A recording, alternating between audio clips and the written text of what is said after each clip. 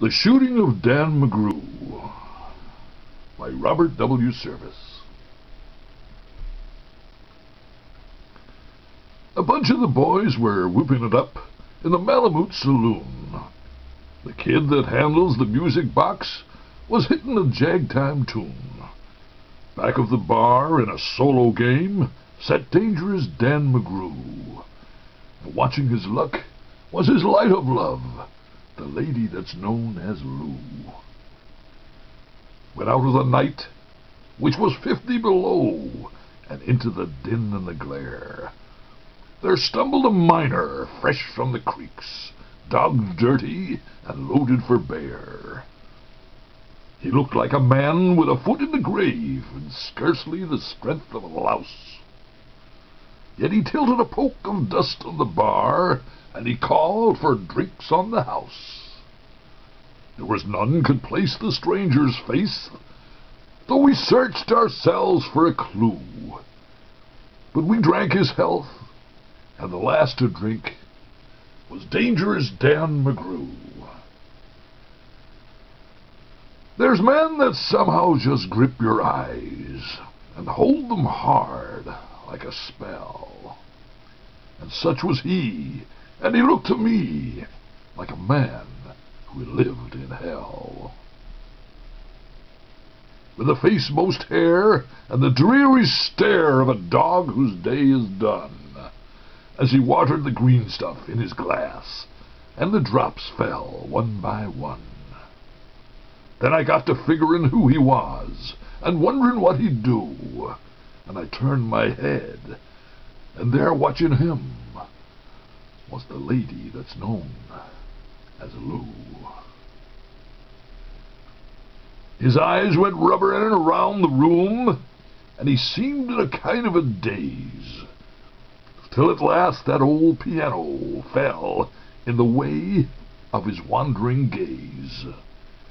The ragtime kid was having a drink. There was no one else on the stool. So the stranger stumbles across the room and flops down there like a fool. In buckskin shirt that was glazed with dirt he sat, and I saw him sway. Then he clutched the keys with his talon hands. My God, that man could play. Were you ever out in the great alone, when the moon was awful clear, and the icy mountains hemmed you in with a silence you could almost hear, with only the howl of a timber wolf, and you camped there in the cold, a half-dead thing in a stark dead world, clean mad for the muck called gold? While high overhead, green, yellow, and red, the north lights swept in bars. Then you've a hunch what the music meant. Hunger and night and the stars.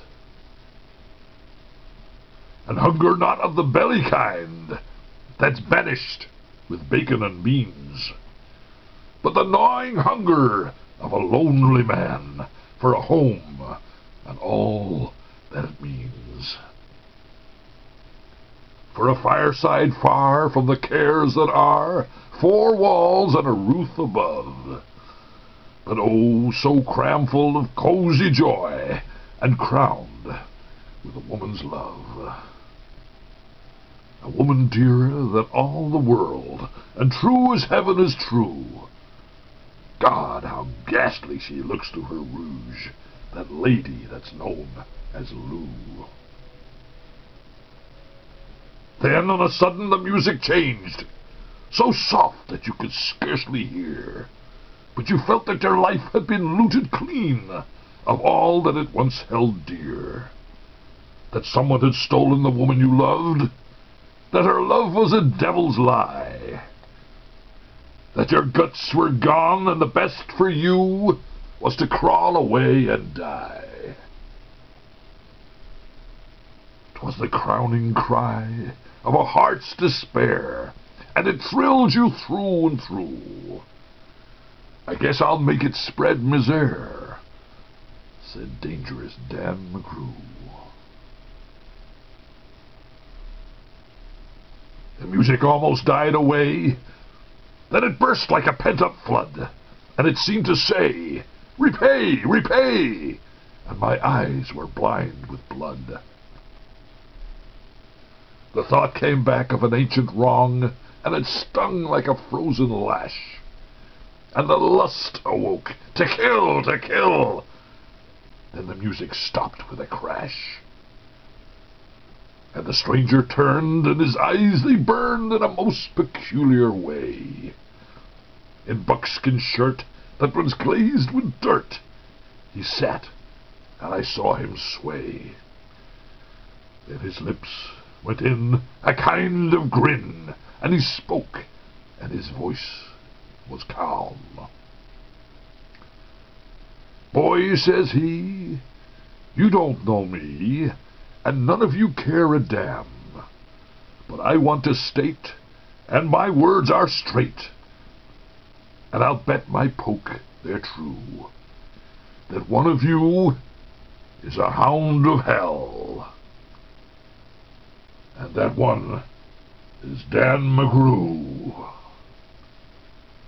Then I ducked my head, and the lights went out, and 2 guns blazed in the dark, and a woman screamed, and the lights went up, and 2 men lay stiff and stark. Pitched on his head, and pumped full of lead, was Dangerous Dan McGrew, while the man from the creeks lay clutched to the breast of the lady that's known as Lou.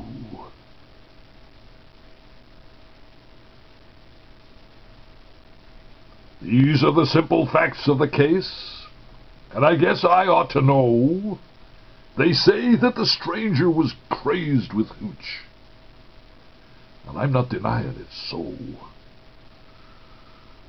I'm not as wise as the lawyer guys, but strictly between us two, that woman that kissed him and pinched his poke was that lady known as Lou.